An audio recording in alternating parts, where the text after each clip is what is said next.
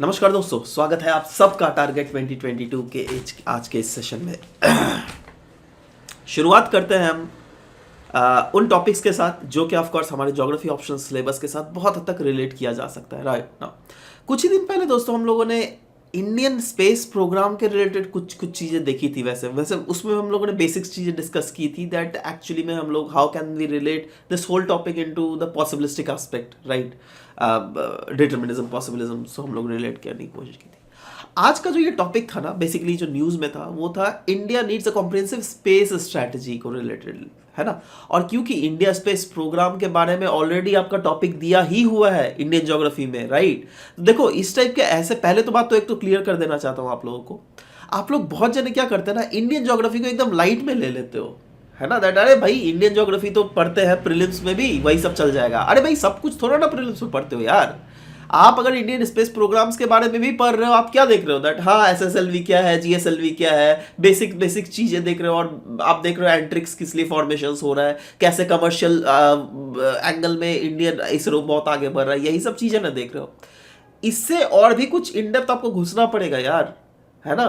तो यहाँ इस आर्टिकल में मुझे कुछ ऐसे पॉइंट मिले जो क्या मुझे ऐसा लगता है दैट हाँ बहुत हद तक आपको हेल्प कर सकती है। जैसे कुछ चीज़ अगर आपको डिस्कस करें, no doubt outer space treaty के बारे में, ये तो खैर आप लोग सबको ही जानते ही है ऑलमोस्ट, मुझे जहाँ तक पता होगा। ये एक इंटरनेशनल लॉ है जो क्या वैसे नेशन स्टेट्स को रिस्पॉन्सिबल मानता है जिनकी एक्टिविटीज स्पेस में हमें देखने को मिल रही है। जैसे मेजर कौन है आप देख लीजिए, P5 कंट्रीज, इंडिया, है ना, और भी बहुत सारे कंट्रीज है जो कि ये सब चला रहे हैं, राइट। तो कुछ भी अगर हमारे एक्शंस के कारण कोई भी अगर कॉन्सिक्वेंसेस हुए तो वैसे ही देश जिम्मेदार होंगे जिनके एक्शंस के कारण ये सब चीजें हो रही है, ठीक है। तो चलो ये सब तो चीज आपको भी पता है ना। दूसरा जो बहुत अच्छा पॉइंट मुझे लगा और आशा करता हूं दैट इसको एनालाइजेशन करना बहुत ज्यादा मुश्किल हो जाएगा। हाँ, आप अगर न्यूज़पेपर पढ़ते होंगे आप ऐसे पढ़ लिए होंगे, बट ऐसे नहीं सोचा होगा जैसा मैं सोचने के लिए आपको अभी मजबूर करूंगा।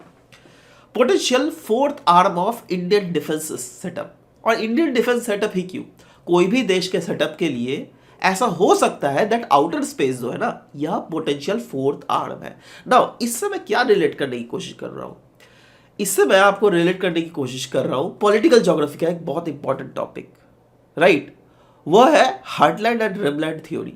दोस्तों रिमलैंड में हम लोगों ने क्या पढ़ा है दैट हार्टलैंड के आजू बाजू वाला जो पोर्शन है दैट इज रिमलैंड, है ना, इन जनरल अगर देसी लैंग्वेजेस में बात किया जाए तो, ठीक है।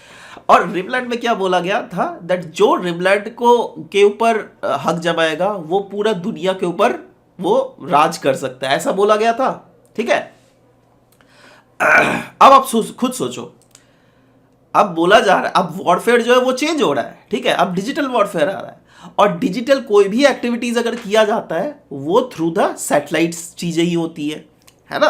क्योंकि सोचो ना, किसी के ऊपर मॉलवेयर अटैक हो रहा है, कुछ भी हो रहा है, कैसे थ्रू भैया, ये सैटेलाइट के थ्रू ही हो रहा है चीजें, क्योंकि सब कुछ इंटरनेट के थ्रू ही होता है, तो जिसके लिए सैटेलाइट चाहिए ही, है ना। और सोचो फ्यूचर में जो स्पेस में अपना दबदबा बना लेगा, क्या उसका एक एडेड एडवांटेज नहीं है। मतलब मैं यहां पे यह बोलना चाह रहा हूं दैट क्या हम स्पेस को इंक्लूड कर सकते हैं एज अनदर आर्म जिसके ऊपर अगर आप जिसके ऊपर कैप्चर या फिर दबदबा कर लो तो आप मेक श्योर कर सकते हो दैट दुनिया की राजनीति के ऊपर आप कैप्चर कर सकते हो। जी हाँ, एब्सोल्युटली। देखो वैसे ये जो मैं अभी बोल रहा हूं this can be true, this cannot be true as well, right. It's not mandatory that हाँ वही है, इस पर डिबेट हो सकती है, डिस्कशंस हो सकती है, राइट। बट हमारे लिए क्या फायदा मिला, we have got a further point to write in our paper. समझ रहे हो बात, ठीक है। तो इस टाइप की चीजों को एक्सट्रैक्ट करने की कोशिश करो दैट कैसे आप उस चीज को लिख सकते हो पेपर में, ठीक है। और भी कुछ पॉइंट्स जो क्या मैं आशा करता हूँ दैट आप लोग भी पढ़ लीजिएगा इसको। और ऑफ कोर्स बहुत इंपॉर्टेंट है क्योंकि इंडियन ज्योग्राफी में जब ये टॉपिक दिया हुआ है तो ऑफ कोर्स यहाँ पर करना ही पड़ेगा। 2020 में इसरो ने रिलीज किया था अपना ड्राफ्ट स्पेस कॉम पॉलिसी 2020, जिसमें प्राइवेट प्लेयर्स को पार्टिसिपेशन को और इंश्योर किया जाएगा अनडाउटेडली।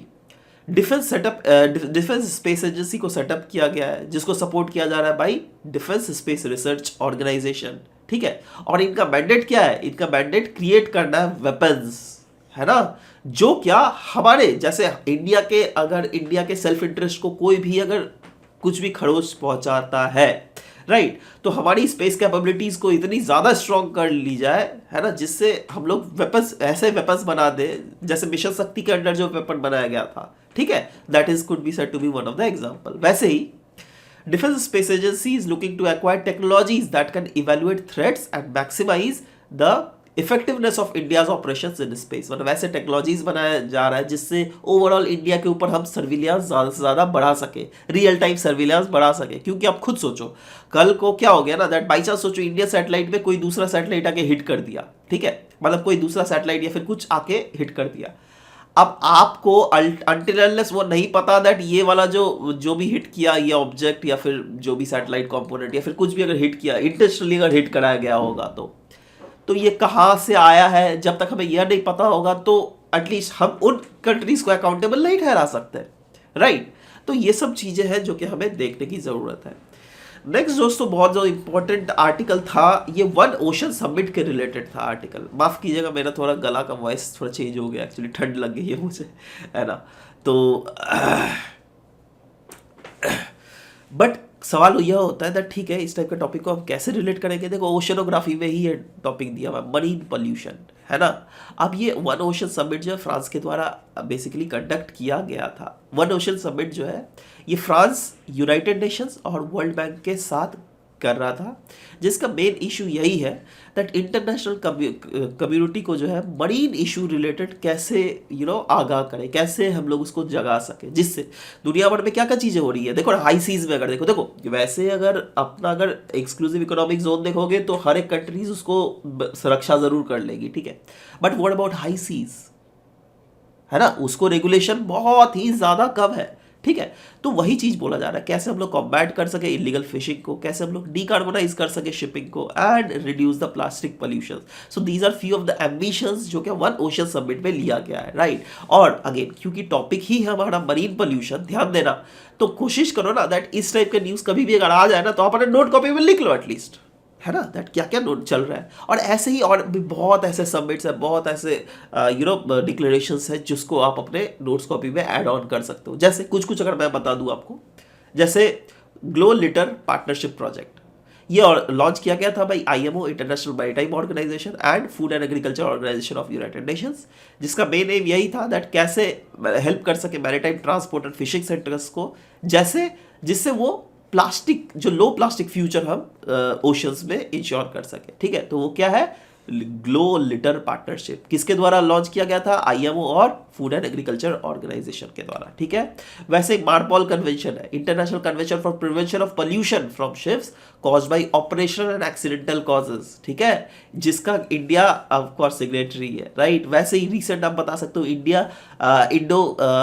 का इंडो पैसिफिक ओशन इनिशिएटिव, जिसमें ऑफ कोर्स ऑस्ट्रेलिया भी हमारी बढ़ चढ़ के मदद कर रहा है। ये सब चीज़ आपको पता होनी चाहिए। अब इसका भी ये देखो एक एस्पेक्ट है मैरीटाइम इकोलॉजी, है ना, और वही तो मैरीटाइम पोल्यूशन टॉपिक है, तो क्या आप इससे भी रिलेट कर सकते हो, एब्सोल्युटली। तो कोशिश करो दैट इस टाइप की चीज़ें जब भी आए, ठीक है, तो हमारा एम यही है दैट कोई भी चीज़ें चल रही है ना तो उसको कैसे हम लोग एक्सट्रैक्ट कर सकते हैं, कैसे आप अपने नोट कॉपी में उसको वैल्यू एड ऑन कर सकते हैं। क्योंकि देखो अल्टीमेटली मैं आशा करता हूँ दैट आप लोगों ने मेन ऑप्शन का कंटेंट ऑलरेडी खुद से तैयार कर लिया होगा, और जिन्होंने तैयार नहीं किया है उनके लिए तो of course smart rankers app है ही, डाउनलोड कीजिए और उसमें आप क्लासेस अटेंड भी कर सकते हो, राइट।